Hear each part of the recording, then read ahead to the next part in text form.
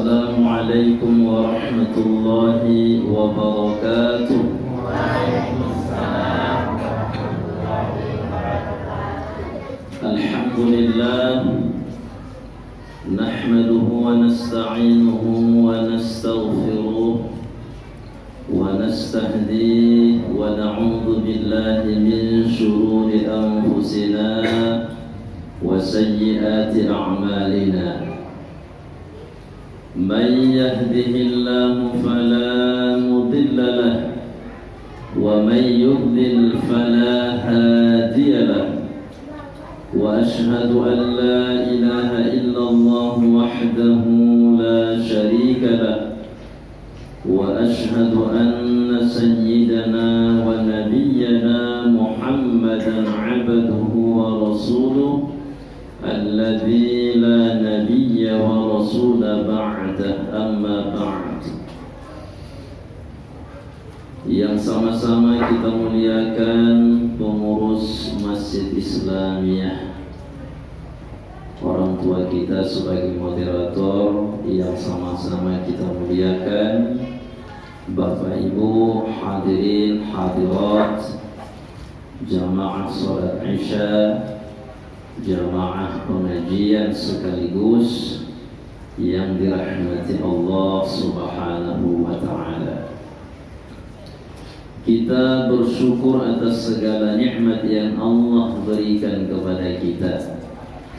Tak terkira semua nikmat yang dicurahkan kepada kita siang dan malam, maka wajiblah kita mensyukurinya dengan mengucap alhamdulillah dan juga menggunakan semua arkan anggota tubuh kita untuk melaksanakan pengabdian kepada Allah Subhanahu wa ta'ala.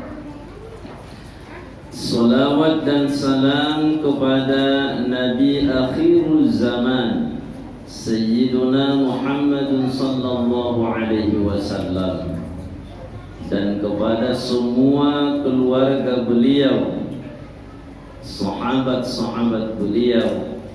Mudah-mudahan semua kita yang berhadir ini dan keluarga kita mendapatkan syafaat di hari kelak nantinya. Amin ya rabbal alamin. Ibu-ibu sehat? Alhamdulillah. Bapak-bapak sehat? Alhamdulillah. Ada beberapa orang, tidak hanya satu orang, yang mulai mempertanyakan tentang ibadah kita.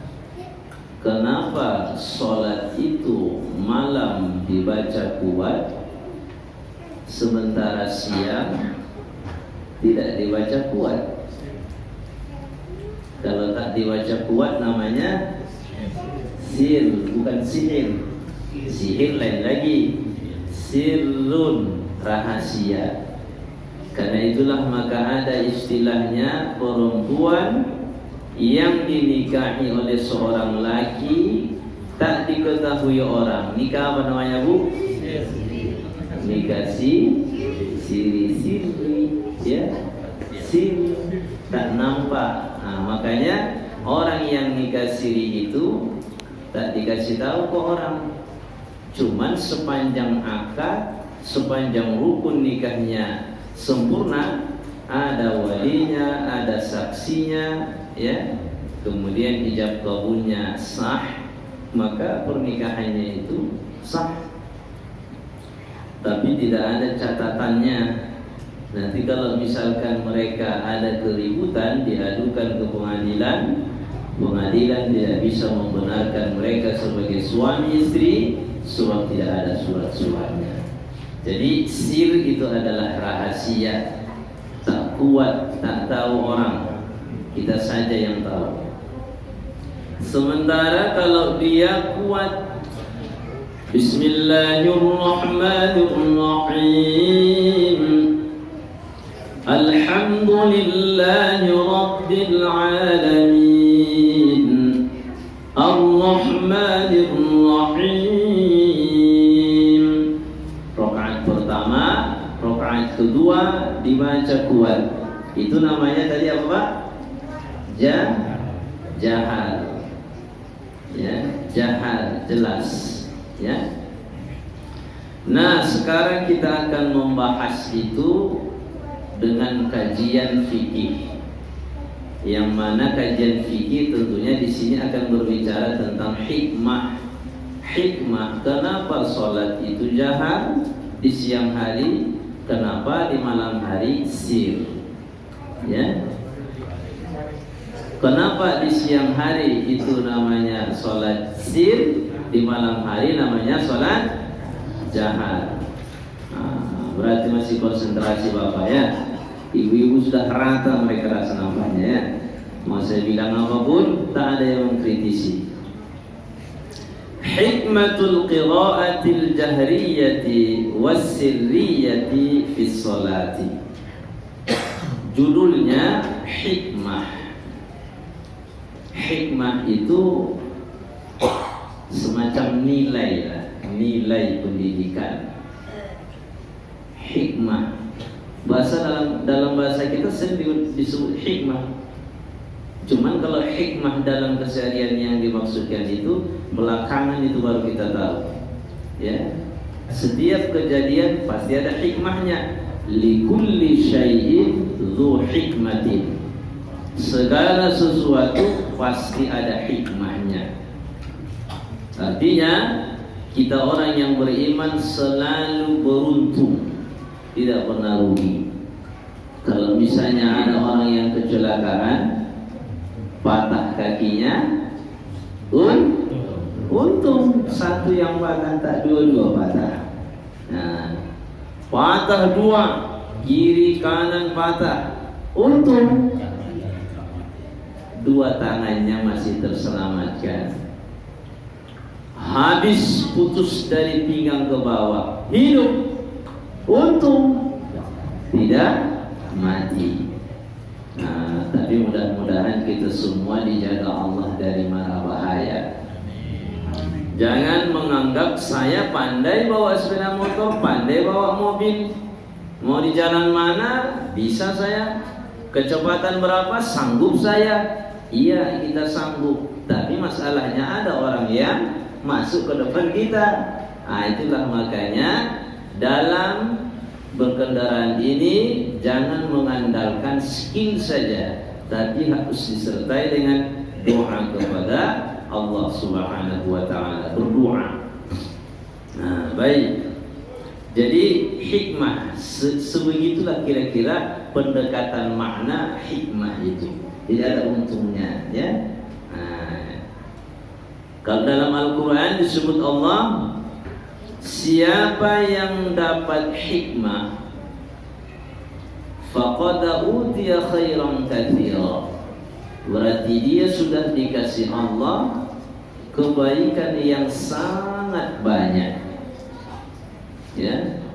Nah, itulah makanya orang bijak itu seperti Luqman diberi namanya, gelarnya Al-Hakim. Luqman Al-Hakim. Al-Hakim itu berarti orang yang bijak. Ya. Maka di pengadilan namanya hakim juga. Supaya lulus hakim mesti harus ada sertifikat, ada ijazah dia. Syaratnya supaya bisa menjadi hakim. Ya. Nah, jadi hakim itu pun harus memiliki ilmu dan juga bijak dalam mengambil segala keputusan. Maka kalau memutuskan perkara, hakim itu pun ada syarat-syaratnya. Larangannya pun ada. Jangan hakim itu memutuskan perkara kalau dalam kondisi sedang lapar kali. Itu makanya di pengadilan siang istirahat, itu makan. Sebab kalau misalnya lapar, itu tidak konsentrasi untuk memutuskan perkara. Beda halnya dengan puasa. Kalau puasa ada niat untuk tidak makan dan minum. Nah, tapi kalau misalnya tidak puasa, namun dia dalam kondisi lapar, konsentrasinya kurang. Nah, dalam sholat Salat itu harus kita pahami bahwa dia diwajibkan kepada Nabi dan kepada kita umat Nabi di saat Nabi melaksanakan Isra dan Mi'raj. Di mana waktu itu tinggalnya Nabi, Pak? Di mana? Nggak boleh dibilang di Medan.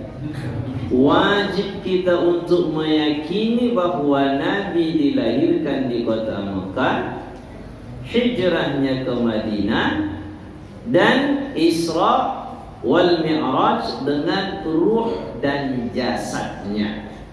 Itu wajib diimani. Ya, kalau tak percaya maka rusaklah keimanan. Kalau rusak keimanan, lawan iman apa? Kufrun. Iman lawannya kufrun. Orang yang beriman namanya mukmin. Orang yang kufur namanya kafir. Ketika disebut kafir, maka kita berlindung kepada Allah. Na'udzubillahi min dzalik. Mudah-mudahan kita hidup matinya beriman kepada Allah Subhanahu wa ta'ala. Sebelum pembahasan ini sudah disebutkan hikmah tentang membaca Al-Fatihah di dalam salat. Dan juga disebutkan oleh pengarang kitab ini dalam membaca Al-Fatihah annal insana yahmadu wa yashkuru maulahu wa yumajjiduhu wa yuqaddisuhu. Jadi surah Al-Fatihah itu dibaca dalam salat itu ada pujian, ada rasa syukur, ucapan syukur kepada Allah, kemudian memuji lagi dan mensucikan Allah. Jadi salat yang diwajibkan kepada Nabi pada malam Isra itu, pada malam Mi'raj itu, di saat 10 tahun sudah lebih kenabian. Barulah kemudian salat dilaksanakan, dan di kota Makkah saat itu salatnya tidak senyaman sekarang. Ya, tidak senyaman setelah pindah ke Madinah. Kenapa? Karena di kota Makkah itu pada saat Nabi sallallahu alaihi wasallam berdakwah, yang menguasai kota Mekah itu adalah orang-orang yang tidak menyembah Allah, orang-orang yang tidak memiliki adab dalam kehidupan. Makanya waktu itu disebut dengan masa jahiliyah. Apa yang disebut dengan jahiliyah? Jahiliyah itu adalah masa jahil. Apa arti jahil, Pak? Jahlun. Jahlun itu artinya bodoh. Jadi waktu itu dengan jahiliyah, masa yang tidak mengenal mana yang baik untuk dilakukan, mana yang tidak, mana yang baik untuk disembah, mana yang tidak, tak peduli mereka. Jadi Tuhan mereka waktu itu, ya, mereka disebut dengan pagan. Jadi paham mereka disebut dengan paganisme. Jadi mereka menyembah apa saja. Batu disembah, kayu disembah, hewan pun mereka sembah. Jadi disebutlah masa itu dengan masa kebodohan, atau dalam bahasa yang halusnya masa kegelapan. Jadi Nabi sallallahu alaihi wasallam berdakwah saat itu sangat terancam, apalagi setelah wafatnya paman beliau yang waktu itu sebelum meninggal tidak pernah Nabi disentuh, dipukul, digaruk, dicambak oleh orang-orang yang musyrik tadi. Siapa nama pamannya, Pak? Pamannya siapa? Abu Thalib. Jadi meninggal pamannya Abu Thalib di tahun yang sama, istrinya juga meninggal dunia. Inilah namanya waktu itu disebut dengan Amul Huzni, tahun duka cita. Paman meninggal, istri tercinta meninggal. Dah lama bersama dengan Nabi. Di saat 25 tahun ditambah 25 tahun, berarti bersama dengan Sayyidatuna Khadijah kurang lebih dari sekitar 25 tahun bersama, meninggal istrinya. Pamannya meninggal, maka bersedihlah Nabi sallallahu alaihi wasallam, baru di Isra Mi'rajkan. Isra Mi'raj itu linuriyahu min ayatina, supaya kami tampakkan kepada Nabi itu tanda-tanda kekuasaan kami, kata Allah. Yang di bumi, yang di langit, nampaklah semuanya. Jadi pulang Nabi membawa syariat solat. Subuhnya dah sampai ke kota Mekah, subuh dan belum dikerjakan, zuhur baru dikerjakan oleh Nabi sallallahu alaihi wasallam. Nah, solat pada waktu itu sembunyi-sembunyi. Jadi solat pada waktu itu tidak seperti solat di Madinah. Jadi di Madinah lah baru ada solat berjamaah. Waktu di Mekah belum ada syariat solat berjamaahnya, belum dikerjakan. Ya, solat Jumat pun ayat perintah solat Jumat sudah turun waktu Nabi di kota Mekah, tapi kondisi tidak memungkinkan, maka pindahlah di Madinah. Di Madinah lah dikerjakan solat Jumat pertama. Jadi solat berjamaah itu pun pertama dikerjakan di kota Madinah.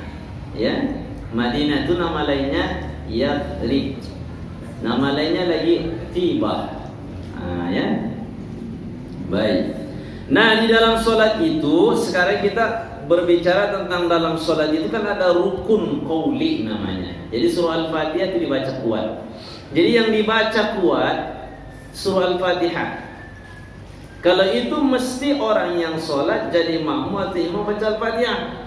Karena sabda Nabi sallallahu alaihi wasallam, la salata liman lam yaqra bi Fatihatil Kitab. Tidak sah orang yang tak baca, tidak sah solat orang yang tidak membaca surah Al-Fatihah. Ya, di dalam solat. Nah, cuman nanti dalam pembacaan Al-Fatihah ini ada yang dinyaringkan oleh si imam, ada yang disirkan oleh si imam. Ya. Jadi setelah baca Al-Fatihah, sekiranya tidak lagi baca surah, solatnya sudah sah. Sah solatnya. Cuma kalau ada imam ghairil maghdubi alaihim waladdallin, amin, Allahu akbar, rukuk dia. Orang belum baca surah Al-Fatihah, nanti di solat di benang orang itu. Kenapa? Karena solatnya membuat resah semua orang. Ya, maka membaca surah setelah surah Al-Fatihah sunnah. Yang dibaca surahnya bebas, semua ayat yang ada dalam Al-Quran mau dibaca yang mana itu tetap dianjurkan membacanya, disunnahkan. Jangan baca hadis dibaca tidak boleh, mesti harus Al-Quran. Walamma kanatil adhanu tataladzadu bisama'i kalamillahi lihalawati ma'nahu wa 'udhubati lafdhihi wa jamali uslubihi wa tartibihi. Ya. Jadi pertama dimulai dengan adzan. Jadi adzan itu kan kita mendengarnya, kalau betul-betul didengar itu adzan, itu tersentuh hati kita. Apalagi yang adzan itu dipilih yang suaranya kuat. Dan suaranya kuat, pandai pula dia membuat ayunan suara. Jangan kuat saja. Ada juga orang kuat suara tapi sungsang lagunya. Ya, maunya dibawa untuk undang. Nah, ada suaranya bagus tapi tak kuat. Allah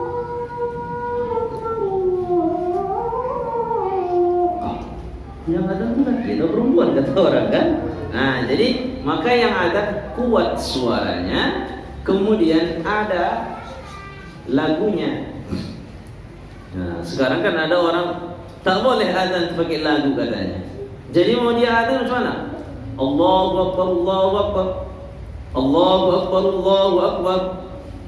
Nah, itu adzan yang baru bangun itu. Ya. Jadi Bilal bin Rabah dulu adzannya ada sanad adzannya itu sampai ke orang di masa kita ini. Sanadnya ada cara adzannya itu turun temurun, bagus bernada. Ya, tetapi tidak mesti harus begitu nadanya. Yang pastinya suara adzan itu memanggil. Kalau yang namanya memanggil, dibuatlah panggilan yang bagus. Isi dari panggilan itu sangat indah dan sangat lezat, maka cara memanggilnya itu pun harus dengan cara yang pas. Allahu Akbar, Allahu Akbar. Macam-macam lah timbangan lagunya, ya. Yang pastinya indah kedengaran. Apalagi sekarang karena ada sound systemnya di masjid itu bagus, ya. Suaranya kalau tak pakai mic kurang bagus, begitu pakai mic bagus sekali, ya. Jadi semua harus bisa adzan. Walamma kana an-naharu madhinnatad dhugha'i wal aswatil lati tu'allimul adzan ju'ilatil qira'atu fi salatin nahari sirriyah. Jadi pada siang hari kan kita ini sibuk, ya, sibuk kita di siang hari, bekerja di siang hari. Makanya jangan disalahi aturan yang pasnya. Kalau yang pasnya dalam Al-Quran disebut وَجَعَلْنَا اللَّيْلَ لِبَاسًا وَجَعَلْنَا النَّهَارَ مَعَاشًا. Lain malam kami jadikan libasa, macam pakaian. Artinya apa? Malam itu saatnya istirahat. Istirahat itu tidak mesti harus tidur, ya. Ngaji begini pun bagian dari istirahat juga itu kan. Rohat, mengistirahatkan pikir kita bagaimana supaya fokus kepada Allah Ta'ala. Wa ja'alna an-nahara ma'asha. Kami jadikan siang itu ma'asha, jadi kehidupan, mencari kehidupan di siang hari. Jadi berusahalah di siang hari. Jangan balik, siang dia tidur, malam dia beraktivitas macam kelelawar. Nah, orang yang begini ya tergantung kerjaannya ya. Nah, jadi kalau bisa malam itu istirahat. Kalaupun misalnya malam itu dia shiftnya misalnya jaga malam, tetap juga harus digunakan siangnya istirahat, walaupun tak semuanya. Jadi jangan bekerja saja terus, harus dikasih hak mata kita, ya. Nah, jadi di siang hari kita sibuk, di siang hari suara banyak, suara dari orang, suara dari mesin, banyak suara.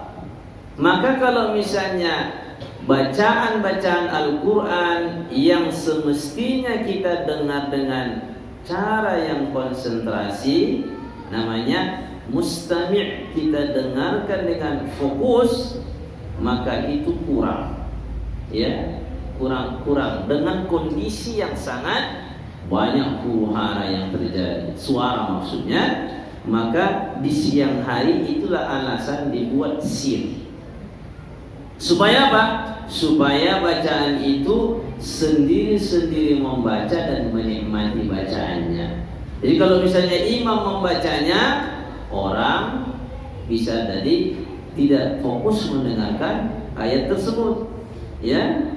Nah, sehingga suara di siang hari antara ayat Al-Quran yang dibaca itu hatta, ya, la yamtaziha sawtu tilawatil Qur'ani alladhi al-ma'na wal labdi bitilkal aswati wal alfadil basyariyah.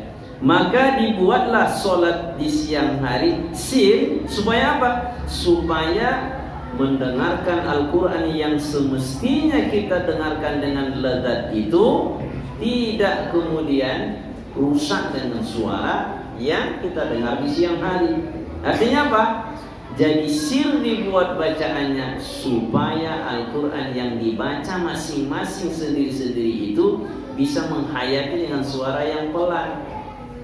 Dan bacaan kita itu kalau misalnya kita kuatkan, tidak dianggap hal yang sia-sia bagi yang mendengarnya. Nah, itulah salah satu alasannya, ya.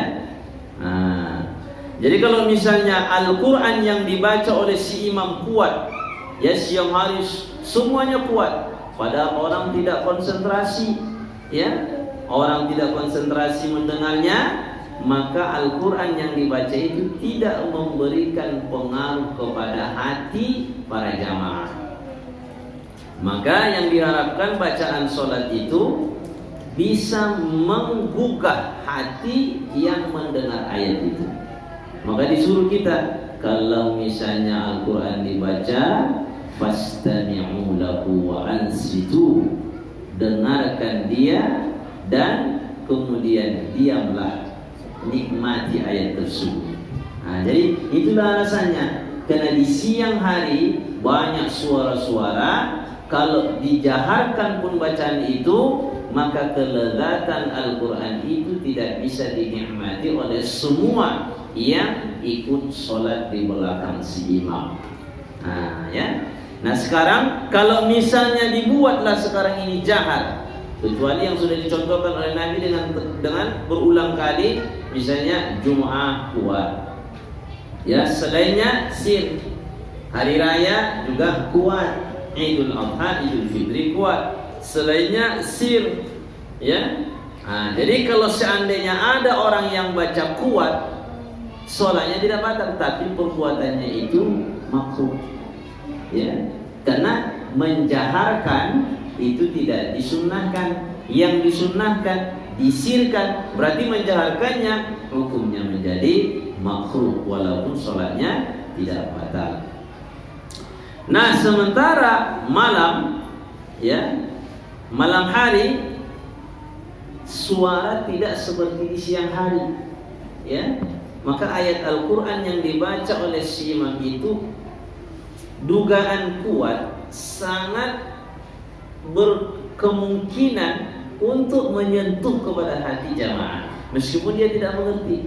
Tetapi karena malam hari itu dia sudah mulai melepaskan urusan kerjanya, urusan kantor dia, bisnis dia, jadi sudah mulai lega usahanya, kerjaan dia. Maka malam hari suara pun tidak sebising di siang hari, maka dia pada biasanya, pada umumnya akan bisa merasakan lezatnya Al-Quran yang dibaca dalam sholat tersebut. Dan yang diharapkan dalam sholat itu, hatinya itu bisa, ya, mendapatkan bekas pengaruh dari bacaan yang dibaca oleh si imam. Nah, selain dari keterangan ini, Nabi Sallallahu Alaihi Wasallam sebagai uswatun hasanah, laqad kana lakum fi Rasulillahi uswatun hasanah liman kana yarjullaha wal yawmal akhir wa dzakarallaha katsira. Pada diri Nabi Sallallahu Alaihi Wasallam itu adalah contoh bagi kita dalam hal sholat. Nabi di siang hari tidak membiasakan bacaannya jahat, walaupun ada riwayat Nabi pernah membuat agak kuat sehingga didengar oleh sahabat. Tetapi Nabi seringnya itu tidak membuat kuat, maka kita ikuti Nabi. Sementara di malam hari itu kuat, ya, dibaca oleh Nabi, maka kita ikuti Nabi. Nah sekarang kalau misalnya ada orang yang mengqadha sholat di siang hari, dikerjakan di malam hari, sholatnya zuhur, sholatnya asar, diqadhanya malam hari, maka sunnah dia menjaharkannya. Jadi bukan lagi sholatnya, kalau sholat zuhur, asar, sir, iya kalau dikerjakan di siang hari, dalam artian kan waktunya siang hari. Tapi kalau misalnya dia dikerjakan di malam hari dengan cara mengqadha, maka bacaan itu sunnah bagi dia untuk menjaharkannya, ya. Kalau sholat isya, sholat maghrib diqadhanya di waktu siang hari, maka dia tetap disunnahkan untuk mensirkan bacaan itu. Jadi ini terkait dengan waktunya, ya, bukan sholatnya, ya. Nah, jadi waktunya itu. Nah, itulah salah satu sebab lah dan hikmah mengapa bacaan sholat ada yang jahar, ada yang sir.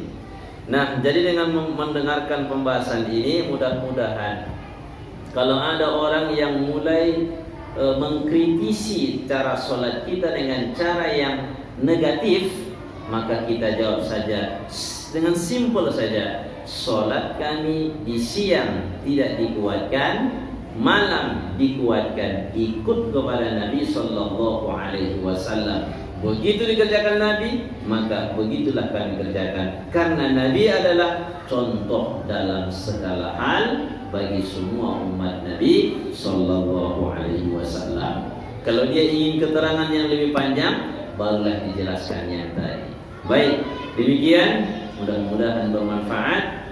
Kita tutup pengajian ini dengan membaca Subhanakallahumma wa bihamdik, asyhadu an la ilaha illa anta, astaghfiruka wa atubu ilaik. Alhamdulillahi rabbil alamin, wassalatu wassalamu ala asyrafil anbiya'i wal mursalin wa ala alihi wa sahbihi ajma'in. Allahumma anfa'na bima 'allamtana wa 'allimna ma yanfa'una warzuqna 'ilman yanfa'una bi rahmatika ya arhamar rahimin. Allahumma faqihna fid din wa 'allimna at-ta'wil. Rabbana atina fid dunya hasanatan wa fil akhirati hasanatan wa qina 'adzaban nar. Wa sallallahu wa sallama 'alaihi